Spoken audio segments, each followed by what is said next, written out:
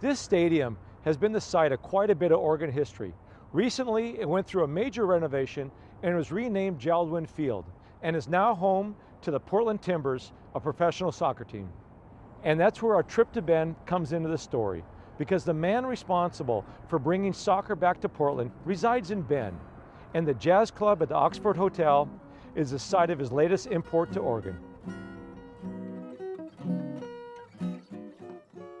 The hotel has a loaner program, and one of the most unique items that we do lend out are these beautiful Breedlove guitars. They're made here in Bend, handcrafted, and that certainly is something that gets the most attention.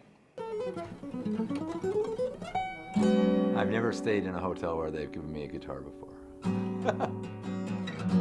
Never seen such a thing. Seems like it should be a requirement. My name is Dan Balmer, and I'm from Portland. Yeah, I'm Portland-based. Mostly I play jazz, but I do anything people want me to do. Bringing guitars to a guest room may be an everyday occurrence at the Oxford, but when that guest just happens to be a well-known jazz guitarist, then it's easy to assume that something special is about to happen.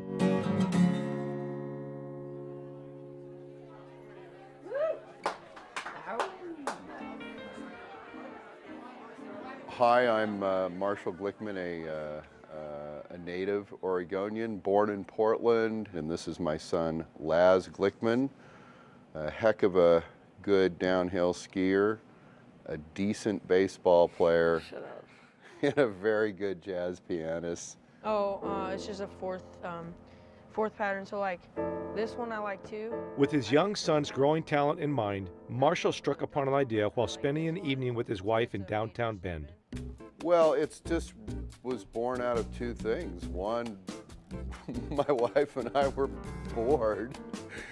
We walked out of a beautiful dinner one night and it was 8:30 and we thought it was too early to go home. I thought maybe there was something we could do to entertain ourselves, I guess. And the second reason was Laz, you know. And so, Jazz at the Oxford was born, teaming with the Oxford Hotel. Marshall developed a space for jazz, in part to continue an education for Laz begun years earlier. So I was 5, and I went to a jazz club in Boston. My dad says, "Oh, I know who that guy is." Turns out it's Al Foster. He's one of the greatest jazz drummers ever. So I go up to Al Foster at the next break and I go, "Man, I want to play drums like you. That's so cool." And he's like, "Well, if you want to play drums, you have to play piano first." And I said, "Oh, okay." And I'll play piano first. And so that's what we've tried to create here, is that atmosphere, that feeling of being in a jazz club, to be able to meet more jazz musicians. I live vicariously through my son. Are you kidding? He has every talent I don't have. What Marshall may lack in musical talent, he makes up for by recognizing talent of all kinds in others and showcasing it for his fellow Oregonians. You know, my father was the founder of the Trailblazers. I started working with the Trailblazers in '83, and ultimately I was promoted to president. I was the person who orchestrated the development of the Rose Quarter in the Rose Garden in Portland. Did that and then left the Trailblazers in '95, and I founded another company that brought the Portland Timbers back to Portland, and we renovated what was then PG Park and is now Jeld-Wen Field, home of the Major League Soccer Timbers. So that's it. Let's hear some jazz. Let's give a big Bend, Oregon welcome to Karin Allison. Thank you very much. Welcome, everybody. A pleasure to be here.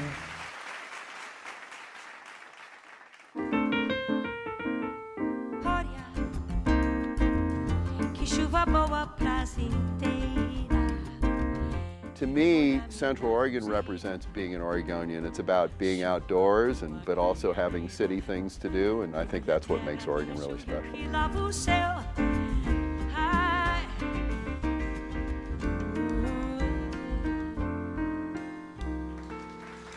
Thank you.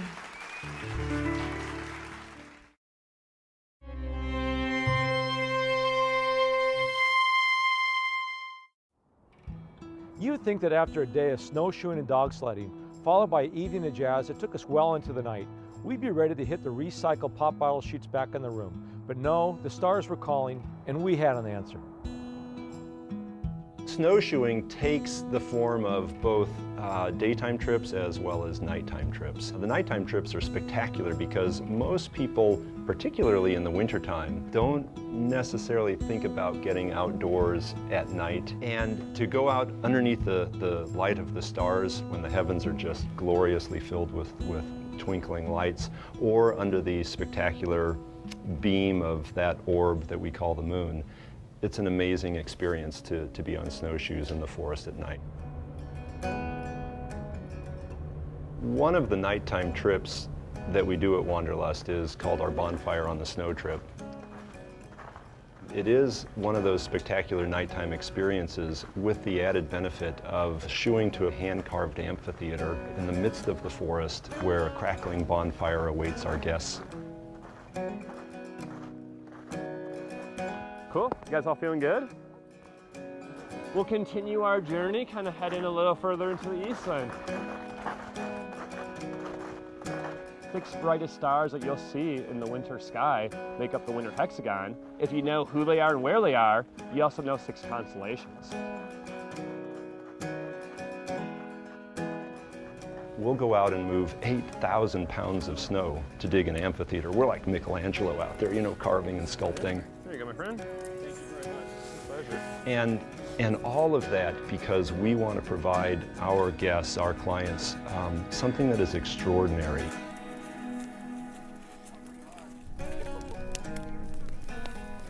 The mode of transport that you guys came in on tonight was invented by Native American people. Native peoples, out of necessity, looked at animals.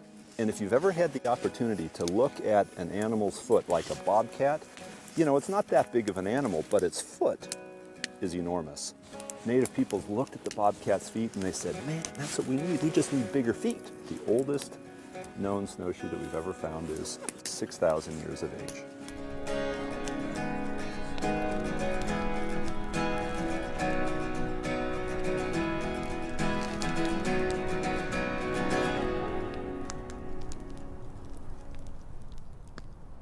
Thanks again for joining us.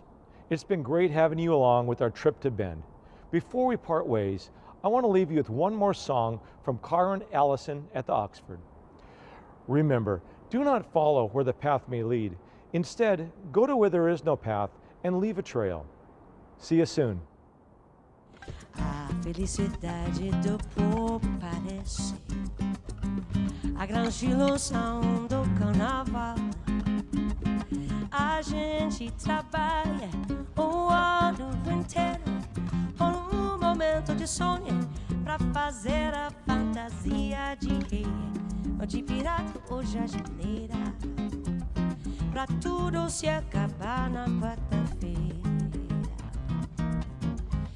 Happiness must end, yet sadness goes on and on. Happiness is like one dewdrop on a flower that sparkles for a moment in the dawn, and then falls like a teardrop from the eyes of a young girl who cries to realize her lover's gone. Poor folks work all year to make one dream come true, to share a night of joy at Carnival. For more information about Go Northwest or any of the stories you've seen, go to www.gonw.tv or visit us on Facebook.